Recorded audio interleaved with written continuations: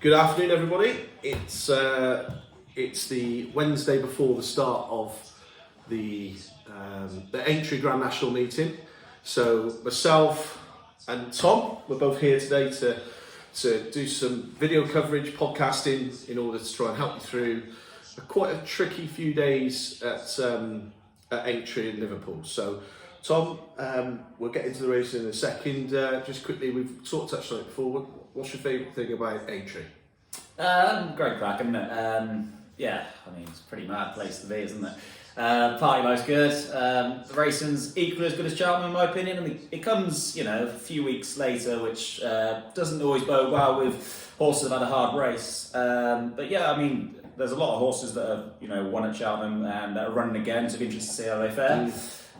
But yeah, a lot of people say it's a bit of a graveyard, but yeah, I mean, there's a couple I fancy that have won at Cheltenham and hopefully can do the job again. Well, save those for as we cover them, mate. So on this particular episode, so this is episode 2 for us in the actual podcast, and we've done some lives and stuff, and it would be great if you want to join us on the Racing Life podcast going forward. But the way that we're going to do this is going to be very focused on horse racing and this big meeting, and when they come up, we will be definitely doing it, mate, won't we? So let's get stuck into it rather than talk the fluff around it. So look, it starts off, I think it's a bloody brilliant race, the first race of the day. I know there's not that many runners, but the Manifesto Novices Chase over 2.5 miles throws up a mix of horses, doesn't it? Yeah, Grey Dawn and Ginny's Destiny take each other again. They've met 3 times now, twice, all at Cheltenham actually. Ginny's Destiny got the better of him twice, and then Grey Dawn went on to win at Cheltenham, where it mattered most. I think there's a couple of lengths between them, and I thought he did it well that day. He did. I think he will confirm the form again. Ilite Tomps, if he can brush his jumping up, which he definitely needs to do. I mean, he's rooting fences for fun around Cheltenham last day and still ran on to be a respectable enough third. Time before, he was a good second behind Gaelic Warrior, wasn't he? I know we think he was back in third and went on to win the Kinyor, which is really strong form. What distance was that over? 2 mile, 3.5, I think it was. So right, okay. I think that's his only attempt over the trip. So I suggest for me, the step back up here, they like to run at a slower pace, which probably could help with his jumping. At slower tempo, it does seem to help them. Was that the day Patrick had a go at Danny Mullins? Oh yeah, sneak up on his inside. Yeah. He wouldn't have a name of it, was he? No, there's none of that after the race. I don't know if you've seen that, but there's quite some quite funny videos flowing around with that. So look, I'm going to put it to you that, and I've sort of touched on it before, is that I think Ilite Tomps is not my idea of a superstar by no means, but he's certainly a horse who is capable. He's got Grade 1 form over in Ireland. At the back, he ran pretty respectable in the Arkle, I thought, considering some of his jumping, and he got out of its ground. I think Reynolds finished third. And I think it's fair to say this is a horse that's been crying out for a step up in trip. I hope I'm right. The only thing that would go against him is he's not the biggest, and jumping out a deep ground would possibly be something that might be a negative against him, but fingers crossed. The rain does stop in time, we get a bit of dry out. Tomorrow looks a dry day. Although it's the first race, the ground will be slow. But I do think this step up in trip is going to be the making of Ilite Tomps. So I'd put forward Ilite Tomps. What's your suggestion? Yeah, I'm going to go with Grey Dawn. Boring, even money favourite. And I'm not telling you anything out there, the obvious. Yeah, he's the one for me. I'd like to mention Blow Your Wad for Tom Lacey. It's always been highly regarded. His form's probably not good enough to win the race, but Tom's a very good judge, and like I say, he's always liked this horse, and he beat Tamaras round Kempton the last day, which isn't bad form. Tamaras is a good mare in her own right. It just needs to step up probably quite a bit, but Grey Dawn is the one for me. Well, I think we sort of spoke to Stan Shepherd on our preview, and he did say that Tom Lacey was saving a lot of his better horses for Aintree, and probably in the hope of better ground, to tell the truth. But I know that he likes to keep them fresh. There's some big gaps and some good prize money to be picked up. So in race 1, the Manifesto Novices Chase, I'd say it's Ilite Tomps for me and Grey Dawn for yourself. So? Yeah. Okay. Moving swiftly on to Scabby Greys. Be 1 and 2 for the Greys. If you're a Grey lover, get involved.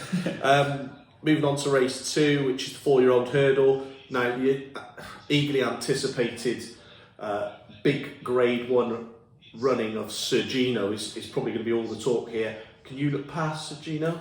Very impressive the last day. There's a lot of talk for Burnett Road beforehand, who was a very impressive winner the time before. Harry Cobden got off and was very impressed with the way it won, and I think everyone sort of walked away thinking the same.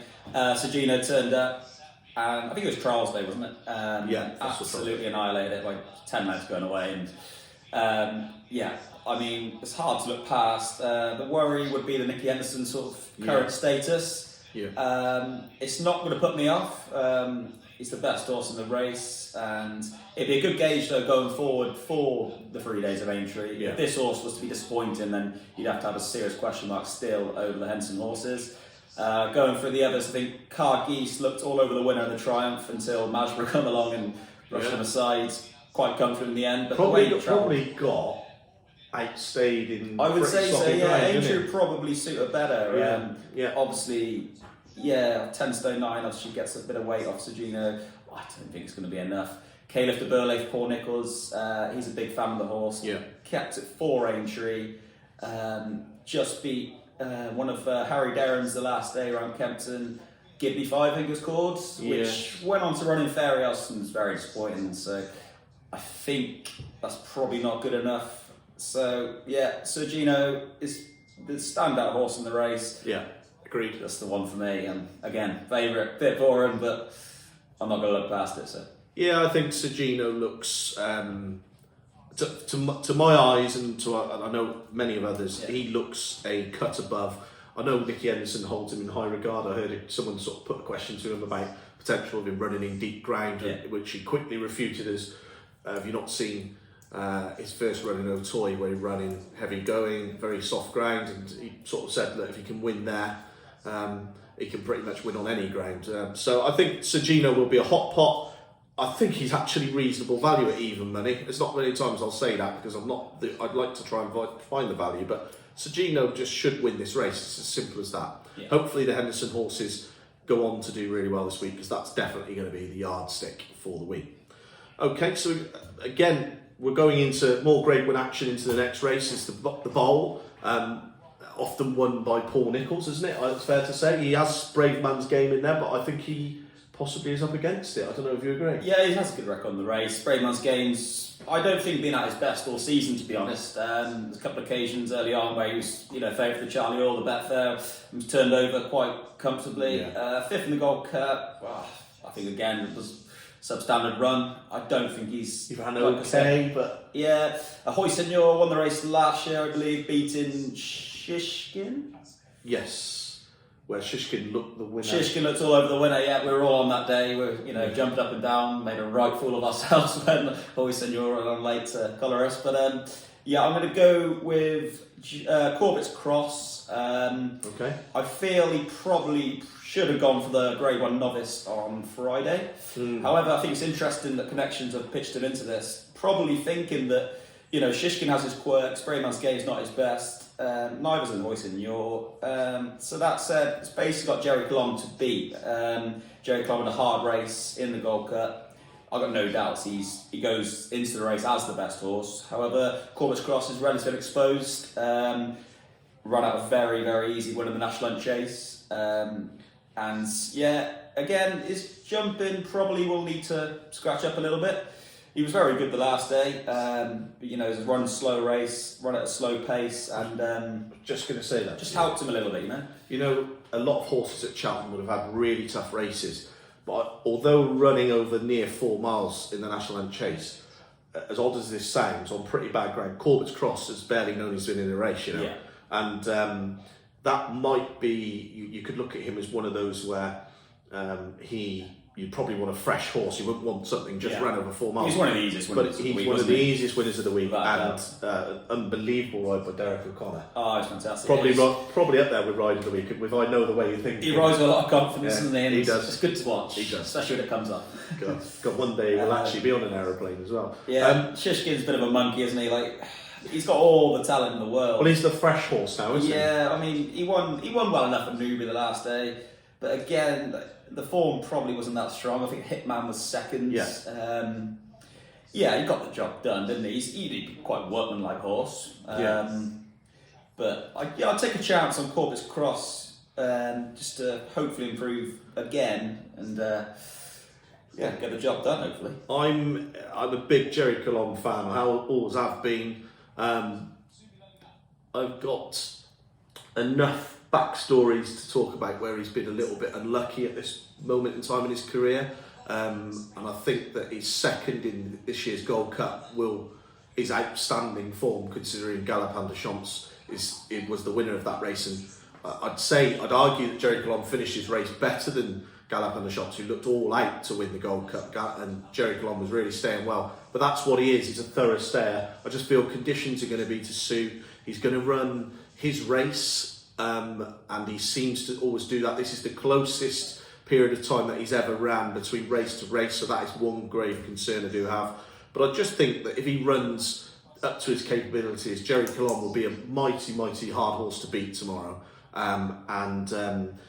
It's him to beat, and I would probably say Shishkin to maybe follow him home in second, probably leaving it too late, rattling home with a great late run. So that's from me, and that's from race 3, which is the Bowl. So, right, an amazing start, probably one of the best starts to any race card anywhere in the UK and Ireland, I'd argue. The first day of Aintree is always the best day. That's why we go. 4 grade ones. That's why we always go.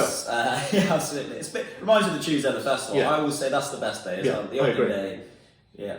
If you're there for the racing and a little bit of a party after, Thursday's the day to go. Right, race 4. It's an amazing race, 2.5 mile Aintree hurdle. We've got a short price favourite in Bob Ollinger. Imperial Pass is second favourite. I think it's 9-4 at the minute. The rest are sort of pitching into this company. Yeah. I'm not so sure. I think it's the front to the market. Which way does your money flow, Tom? Well, if there is ever a race made for a horse, it's this for Bob Ollinger. I think it's absolutely tailor-made for him. Yeah. Mightily impressive, I thought. New Year's Day at Cheltenham, where he beat Mary's Rock, 7.5 lengths going away. Turn of foot was really on impressive. the bridle, wasn't it? Yeah, on the steel.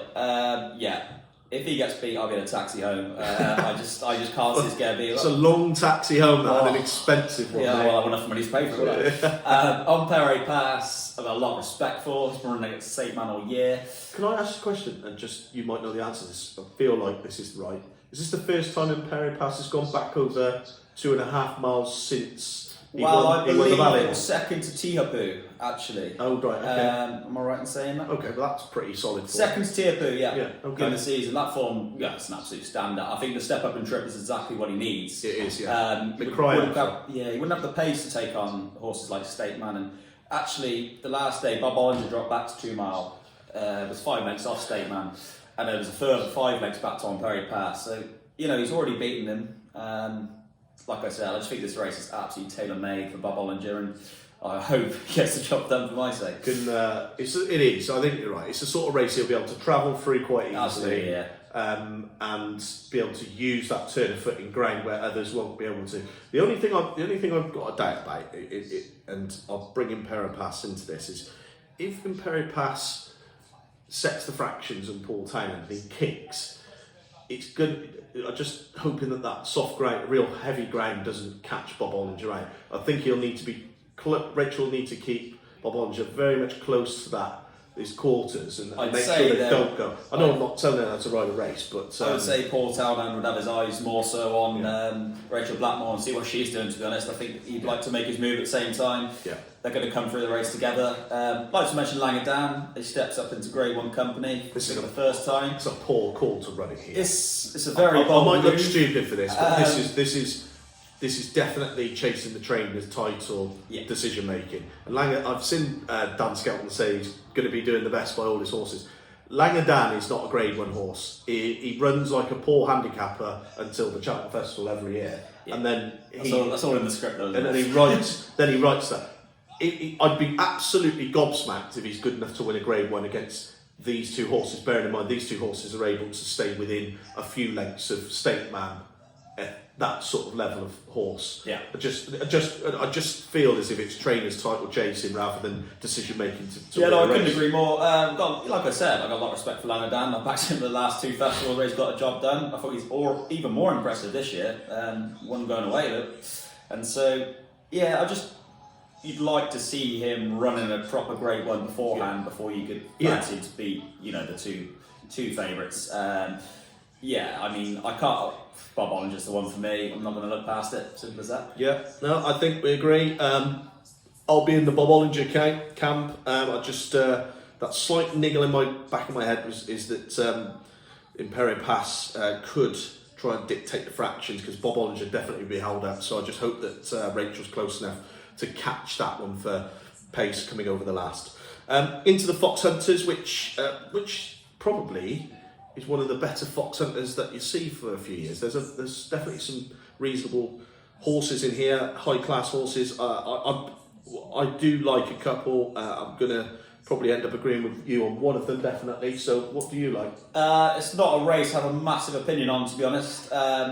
Yeah, I mean, it's on the line's favourite. I backed him at Cheltenham the last day, where it was a very good second. You can't deny that. Actually fell in the race last year, so jumping has to take on trust again. He's only 7. Didn't jump great in the Fox Hunters, to be honest. No, it didn't jump that great. Probably cost him on the day a little bit. Time Leader led them in that race till about 3 out, 2 out. I think the step back in trip to 2 mile 5, I believe it is going to absolutely, definitely help that one. A lot of his form's on better ground, so heavy ground's probably overpays his strength, but he went well enough on the last day. Yeah. Like I said, who's dropped up on that? Hugh Edwards. Okay. He's on Time Leader. Animix used to be a formerly good horse owned by Rich Ritchie. Still with Willie Mullins. Just changed connections a little bit. Ownership. I think he jumps for absolute fun. I think this race could suit him well, actually. He's an 11-year-old. He's been there, done it. He'd have a good chance, but yeah. Listen, it is a bit of this is definitely more of a lottery than that the Fox Hunters at Cheltenham. I mean, which can feel that way anyway, even though there's always a real well-backed JP McMahon horse in it these days. For me, Animix is a horse jumped the fences before, jumps for fun. This trip suits, the ground suits. We've got Patrick Munnins riding for us.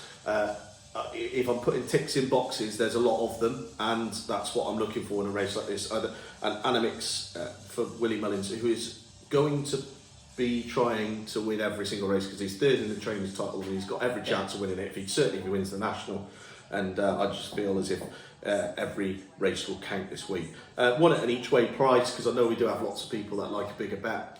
Again, I like Tom Lacey as a trainer. I think he's really good. I agree. Yeah. I've written T Clipper here down. I think T Clipper as a horse he'd certainly probably be the best of any of these other hurdles that would have been. I can't think of another in the field that would have been anywhere near as good as he was. He was once pretty short for the Betfair hurdle at one stage, I think, wasn't he? Run well in that. I just feel that it's a horse that's still got plenty of mileage in him. If they find the key to this one, he'll be better than all of these, and that was just my sort of take on things. Yeah, no, I'd like to agree with that as well. I was just about to say, T Clipper, he's a bit of a bridesmaid. Likes to finish second. However, he's very, very, he's always there, and at 20 to 1, I think he's had an each way bet. Knocking each way price. Yeah, so I could see him running a good race. Yeah. You'd like to get 4 or 5 places, wouldn't you? So. Yeah, I that's something just to highlight is actually bookmaker concessions this particular week. It's a bit like Cheltenham. You'll either get new accounts for deposit 10, get 50 quid in free bets, or you get each way turns, which are maybe 50 odds, but you might get 6, maybe even 7 places, something like this. You never know. So that's the way to look at it and make sure you keep your eye on things that are promoted on socials, etc. So the Red Run Chase is the next race 6 on the Thursday. I've got a really big price one I'm going to put forward, but I'm not with confidence. More of a sort of I don't quite know which way to play. But Tom, do you have a better idea? The 2 I'd like to focus on ahead of the market actually. Samoa, An Unexpected Party. Unexpected Party was a good winner of the Grand Annual last time. It was, yeah. He'd been running, sort of down the field all season. he'd won at Chepstow on his return. Did he win the horse at pounds in hand? I think he has got pounds in hand. Yeah, Yeah, I thought he was always very well regarded. We actually managed to get the better of him one day around Wetherby with a horse called the Brimming Water. Oh yeah, I remember. Yeah. Which unfortunately he passed away and whatnot. So we had a bit of a good horse in our hands, and that's racing for you. And, yeah, it is. But yeah, Sanois, he was a very good second last year in the Grade 1 behind Banbridge. I mean, that form is very solid, I think. Banbridge disappointed in the Ryanair, but I don't think he's a soft ground horse around Cheltenham. They bypassed it last year and they went straight to Aintree, and it proved, dividends for them. He doesn't really come down the handicap. I think he's only £4 lower. He's always running a good race. He's always pitched into his Grade 1's not quite good enough. Yeah. I think they felt that a handicap later down the line was probably going to be one of his sort of main targets. So the last day he was 6th at Cheltenham, where he was behind Unexpected Party. I think Aintree probably will prove his track. I'm hoping. I don't know which way to go with it, but I might play both of them at 6 to 1. Yeah, hey, listen. If you get 6 to 1, if you're going to have 50 quid on the race, you're better off having. Maybe if you've got a slight favourite, 30 or 120 on another. Absolutely, yeah. I mean, the market will be interesting to see.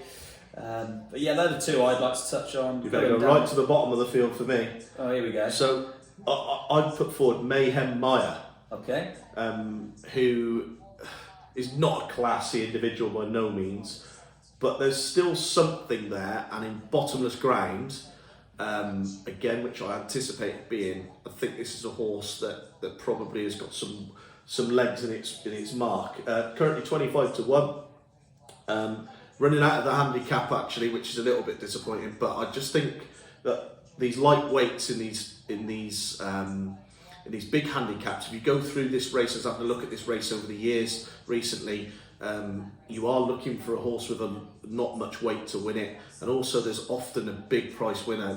I think of the last 5 years, there's been 3 horses win 16 to 1 or bigger, which tells probably a little bit of a story. And a lot of the Cheltenham horses that run really well don't really show up. That's quite often a theme throughout the 3 days at Aintree. It can be anyway. So that's why I put it forward. Just thought it was an interest. Mayhem Meyer and Chris Honor would have one of his biggest days out, I'd imagine, if he wins that one. So, okay, the bumper. We'll finish with the bumper. I think, personally, I think Willie Mullins has a really, really good mare on his hands. Yeah. Do you agree? Baby Kate, she's 100% been kept for this race since winning the last day at Cheltenham. She's very strong at the finish that day.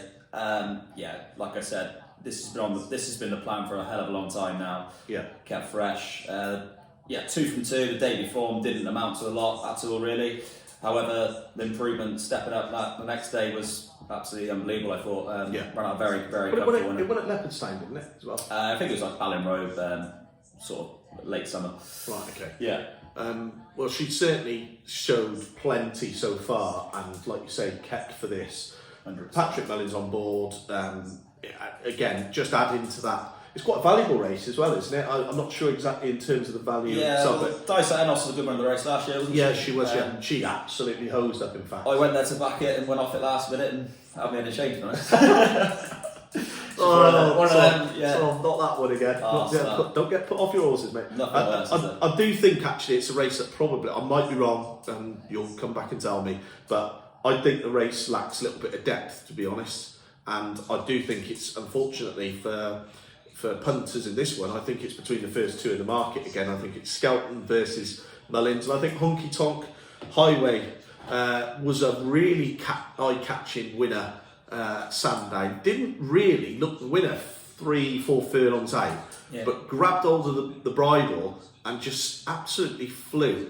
Dan Skelton said she's just a big raw baby. After that, there was sort of questions put to him where she goes next. He even suggested she might not run again this season unless she comes really to hand, and that was his comment. And that must tell me that she's really come to hand. So I do think that she'll be a threat to Baby Kate, but I just feel as if Baby Kate's got the form in the book and absolutely, will win it. So at a massive price, Leicester Lily runs for the Bowens. Very interesting. They pitched this one in here first time out, considering it's grade 2 and never had any experience before. I was at Hereford the other day where she was due to run. They pulled it out because the ground's unsuitable, which again is going to be a worry because it's going to be soft, heavy ground, isn't it? Yeah, but if you're going to take a risk in a race, that race was won by Durancon, who's a very good horse at Dave Pipes, beating Rocking Man of Sam Thomas, is again really well regarded. So the fact Leicester Lily was quite short on the betting that day suggests to me that they think a lot of this one. Yeah. Just keep an eye on the betting for that one again.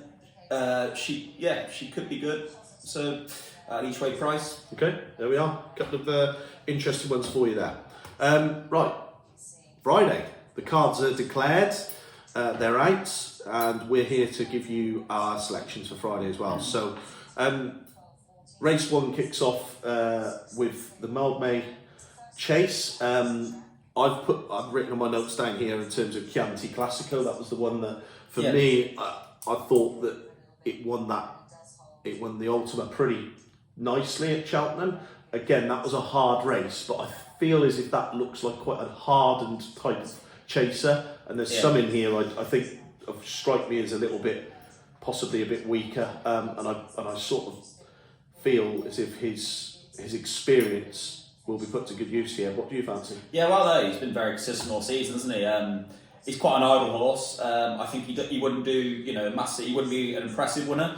I think if something got close to him, he'd pull out a bit more again. I have a lot of respect for him. Iroko was a good winner on the card last year in the hurdle race. He finished mid-div in the hurdle, didn't he, at Aintree last season? He won the Martin Pipe at Cheltenham, where he ran out a really impressive winner. Went sent chasing this season, won at Warwick on reappearance. We didn't see him for a few months after that. They sort of had a bit of a setback. This is a step up in trip for that also, isn't it? So this is 3 mile one. He tried 3 mile, stepped up last season for the Grade 1 over hurdles, where he finished. He ran a good race, didn't he? He wouldn't be the best jumper in the world. He's lacking a little bit of experience. I thought he ran a good race at Cheltenham the last day, but you were a little bit different. I think you had a few good on. Yeah, I backed it. Like I said, I wouldn't say it was terrible, but I just thought he was, all things considered, he was a little bit disappointed. Definitely did jump brilliantly. But the one I'm going to put up is I know the way you're thinking. I was talking about this horse for absolutely months prior to Cheltenham. I think I told everyone in Gloucester. In fairness, that is absolutely true. He probably told me about this horse, I think, last October. Yeah. Well handicapped horse that's going to win. Fantastic race around Limerick the one day to finish third behind Gaelic Warren, Ilite Thompson. He was only 7-8 lengths behind these, and he wasn't given a hard race at all. No. After that, he ran a big handicap around Lepstone at the DRF, which didn't really go to plan. He got hampered early, never really had a chance to get into the race. Since then was pitched into the Keep Muir at Cheltenham, where Derek Collins just oozed confidence, and this horse was most certainly the most impressive winner at Cheltenham. It's a big step up into a Grade 1, but I think he's definitely got the quality to go and do it. Yeah. And he's the one I'm going to be backing in the first. Yeah, he could easily go and laugh at these again, and just like he did at Cheltenham. That's easily possible. I just thought 2-1 was a bit short, considering that he hasn't maybe won at this level just yet. But there we go. There's plenty of that in hand. So let's see how he goes, and it'll be a short price to do so on the day. The handicap hurdles, the next race up. What do you fancy? Well, if you pick the winner of this, I think you deserve Knighton, to be honest. The one I'm going to go with each way is the top weight, Springwell Bay. He's a horse I've always liked. He actually ran well enough in the novice last season, where he was hampered early and he stayed on late. This season he won on reappearance at Cheltenham, where he's a quite impressive winner, I thought, in the intermediate.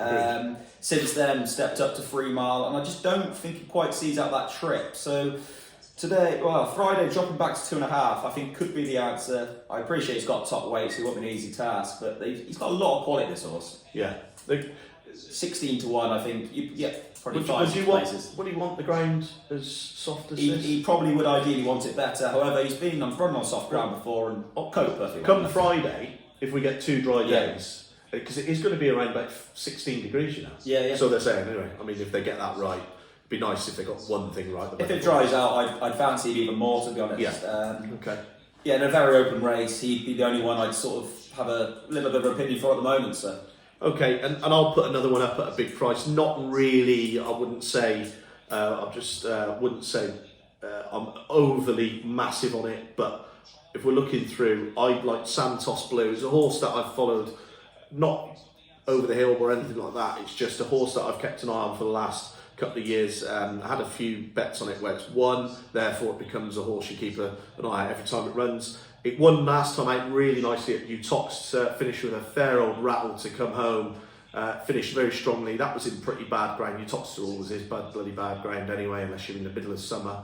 And even then it can still be soft. And I was just quite impressed with the way he done it. He's got Dan Skelton's got the £7 claimer back on it, which probably tells you it's he owns it, doesn't he? Yeah, somewhere near the top of its mark anyway, this horse. But for a horse that's in form, should run his race in a big handicap, he's probably one to have a little stab on, and maybe again if you get 5-6 paces, because there's about 20 odd runners in that.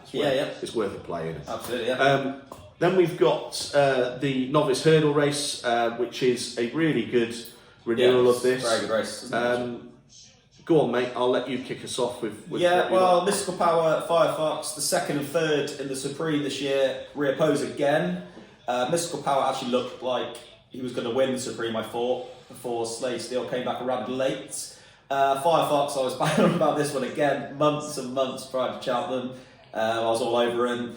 He ran respectable third. Jack Kennedy sort of came away a little bit disappointed. I think he got a little hampered at one stage, stumbled, and he sort of ran on well again. I think the comments read did well in the circumstances, which gives you a little sort of gauge as to what unfolded.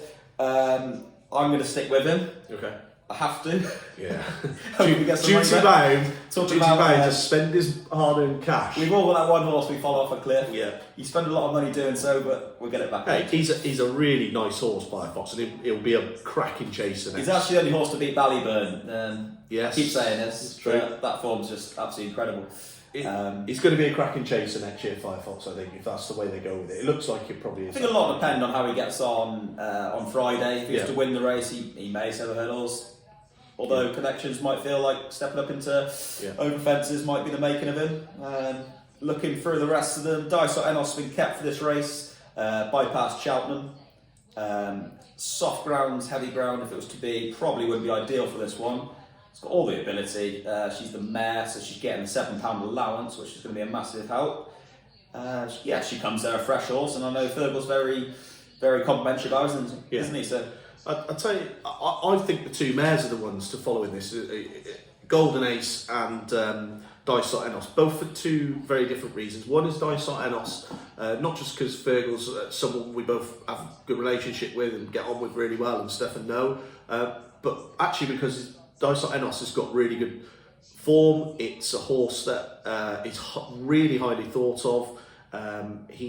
She's done absolutely nothing wrong in all of her races so far. Yeah. She was really unfortunate on the day of the festival to obviously come out of her box. I think she was lame. I think that's what they said it was. She's come back to herself. Obviously, she's won round Aintree. She won the bumper by I think it was something like 10 lengths. It absolutely as easy as you like.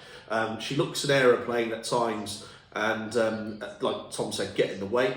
Golden Ace. I can't be as 12-1 to be fair. Golden Ace is the most overpriced horse in the race. Yeah, absolutely. Easily, because she beat Gordon Elliott's Brighter Days Ahead, and if that was one of the most talked about horses for the whole festival. If you'd have listened to him before Cheltenham Festival, you might have done your absolute kahunas on Brighter Days Ahead, because she was the hype horse of the festival without question. Right. Everybody listened to it. He isn't wrong, by the way. That is a really smart horse.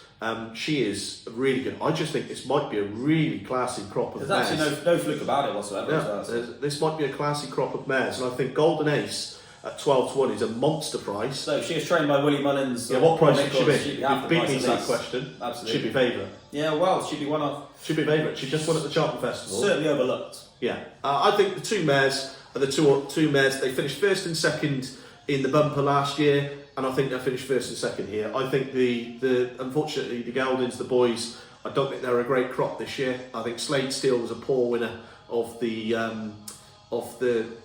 Supreme Novices. I don't think Mystical Power would be a much better horse on good ground. I don't think that one really wants soft or heavy going. I do think that Firefox will probably be the best horse over a fence of the lot of these. So I think I'm going to take the two mares to come in front of Firefox. There's a combination. Rule number one: keep the faith in Firefox. Right, the Melon Chase is next up, isn't it? Yeah. And this is a cracking little renewal. Actually, It's a very trappy race, this actually, isn't it? Yeah, John Bond, 5-2 favourite. We touched on it earlier. The Henderson sort of form, current status is a big worry still. He's a sort of horse I've always followed, and he used to chase home.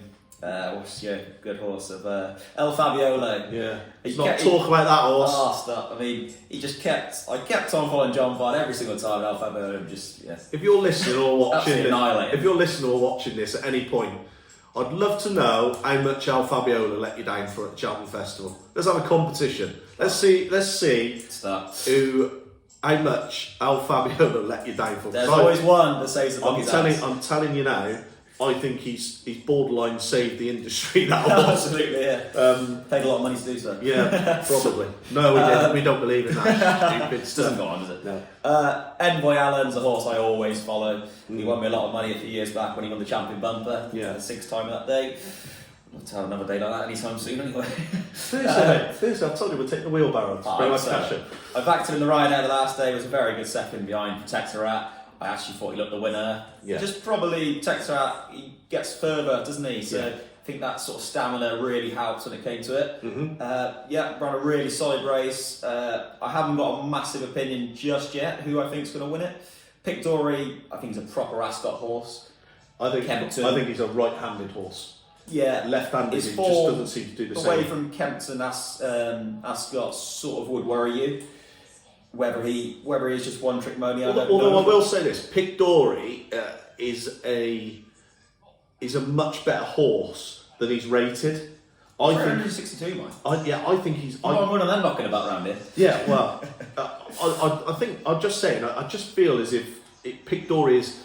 Put it this way: there won't be many horses in train that beat him around Ascot, and I'd say the same pretty much for Kempton off level weights. That is over this trip. It just looks. Yeah, but he's made right-handed. I thought Cobden. I was probably one of the rise of the season the last day actually when he took it to him straight away. He went off in front.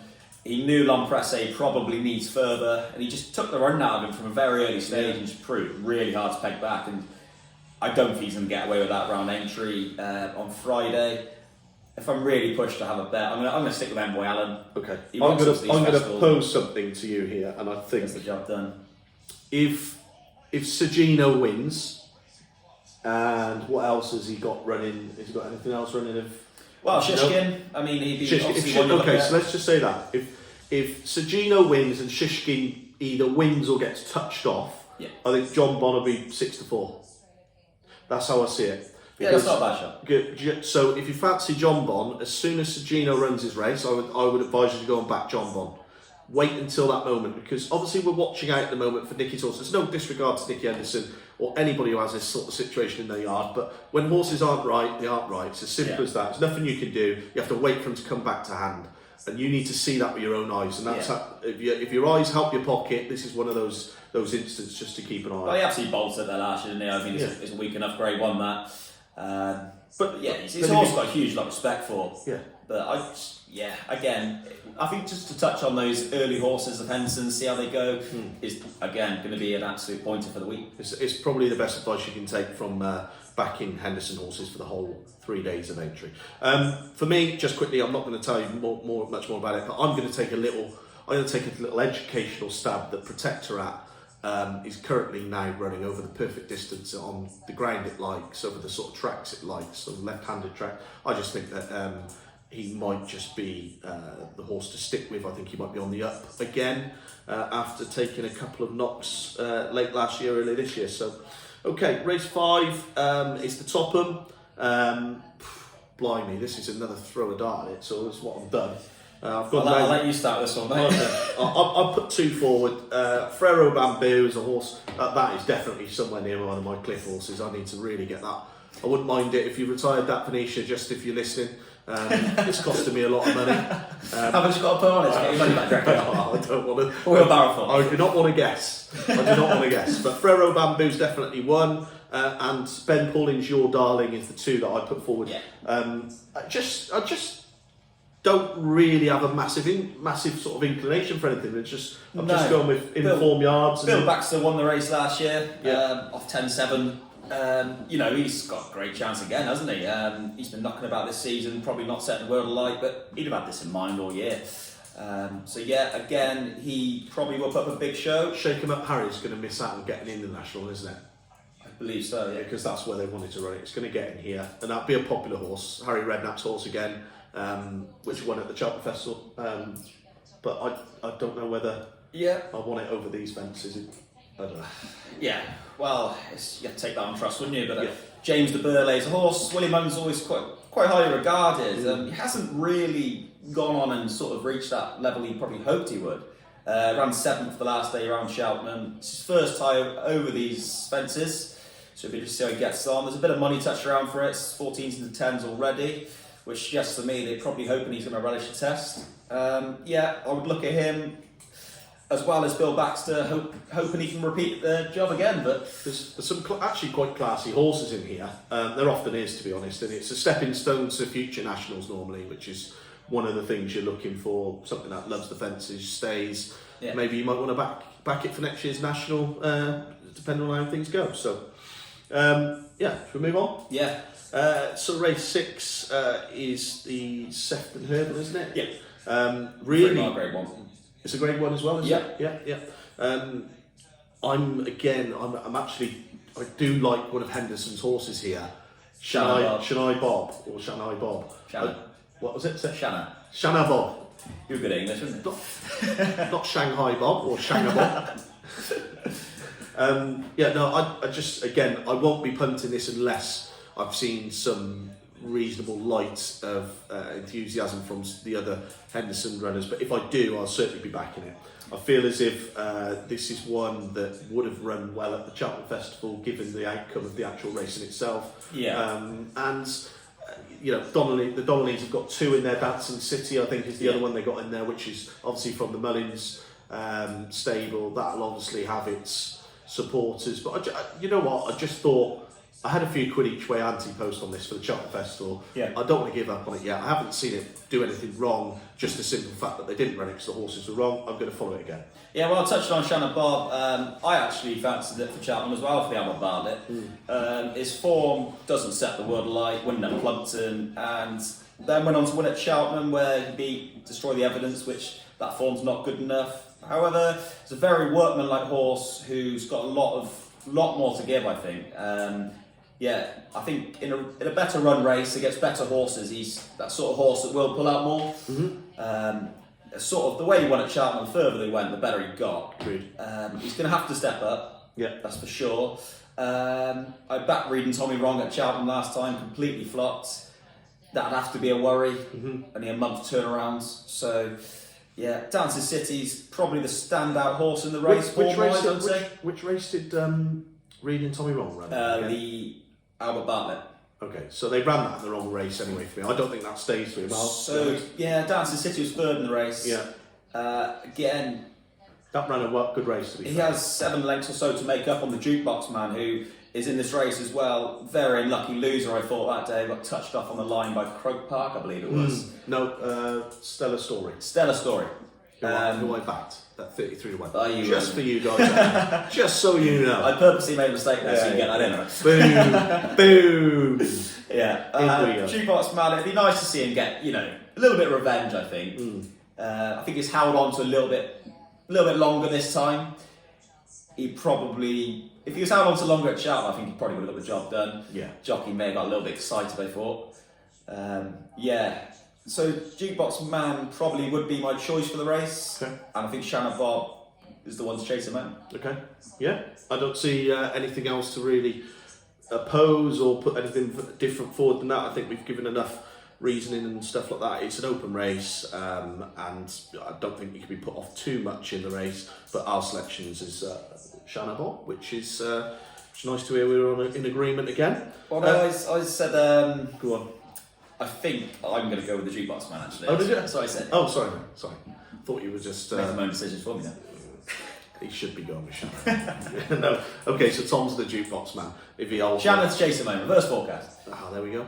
That's the one for you. Race 7 is the final race today, the conditional jockey's handicap hurdle.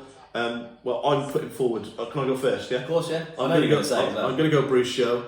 I really fancied it up at Council last week. Those that have watched us on our live or other things that we've been recording. Never even mentioned this also. I think this is a really nice mare, and it is a mare, isn't it? I'm not talking out of turn. I actually think it's a gelding, you know. Don't be doing that to me, I'm sure. Oh, you are right, it's a mare. It's a mare. Right, because she was in the mare's race at Kelso. Why do I question myself? You know this also. I know my stuff. Bruce Show, yeah. The Crawfords have done really well with this horse, and they've booked Ben Bromley, who isn't my idea of the best rider in the weight room, but when it comes to conditional races, he's got a great record. Claims £5 off the horse, which will be needed on the day because it's obviously running him back in the grade where he's obviously he's getting up in the weights. I just feel as if there's a big handicap in this horse. I backed it at Leopardstown when I was there. Brought down, I think it was it Leopardstown? It was brought down. Yeah, it was absolutely cantering, doing nothing wrong. Pretty well backed horse on that day. And I'm going to stick with it. I really think that this horse has got a good handicap in it, and I think this might be the day. Yeah, no strong opinion on the race. I'm going to go with Ted Hastings, Gordon Elliott runner. Decent second the last day by a horse called Bingo, who I know quite well. He used to be in the yard actually. He's gone on to win a few races, and he's a very, very talented horse. Hasn't run for 108 days, which I think he comes here fresh. I think that's a big positive. Sweet Mary Jesus and the wee donkey. Yeah. Ted Hastings. You know what that is or not? No, I don't know. That horse, Ted Hastings, is from the bloody cop show that was on BBC. That's the name. That's one of his famous catchphrases. Just give it, keeping it light and stuff for you guys. Go Dante's been very, I think, progressive this season. He's been a horse with a lot of ability. I think a few setbacks along the way sort of delayed him to be able to show it. He won at Sandown the last day, just got the better of the other rival. Had a very hard race 34 days later on. I think it was perfectly long enough. It won last night, didn't it? Yeah, Sandown, just got the better. I think was it the Imperial Cup? It was the Imperial Cup, yeah. Favois, who actually ran really well at Cheltenham, I thought. He did run really well. And a blanket finish, really. And it also ran well in the Betfair Hurdle, which is one of the premier handicaps of the season, if not the most valuable one. So Priest, it's a bit of an odd bod Favois, even scouting a bit, so he sort of dictates what and when he turns up. Yeah, it's a lot of hard races, but always seems to be thereabouts. But I'm gonna look between those two. Go Dante and Ted Hastings. Okay. Yeah, decent prices. So. Good. Right. Well, that brings us to a conclusion of day 2, and for the time being, it's a bit of a conclusion for us because the cards are not out for Saturday just yet. So it seems pointless to sort of go into detail around horses that might not end up running, and we don't know quite what's going to run. Probably in the Grand National, set apart, you can get a good vibe of what's going to run there. But the rest of the racing, it's pretty well blocked out, and you just don't quite know what's going to run. So we're going to leave it there. Thank you so much for listening. Hope you have some good luck at Aintree. We're going, aren't we, mate? Can't wait. Looking forward to it. There's a good group of us going, and you should mostly find us in, I don't know what quite that tent is called, but it's where there's... Oh yeah, they're everywhere. If you know where the saxophone player is in Aintree, we'll be somewhere around that. It's some spot. We barely watched the race last year, did we? Don't say that. People think we're not interested. We do take it serious. But no, jokes apart, very best of luck with whatever you do, whatever you back, whatever you follow. Love to hear what your thoughts are of our video. Please share it, please get it out there. And obviously in the podcast itself, if you're listening, thank you very much for listening, and we shall see you soon on a different episode. Yeah, thanks for listening. Remember, rule number 1, follow the Firefox. Fire the Firefox.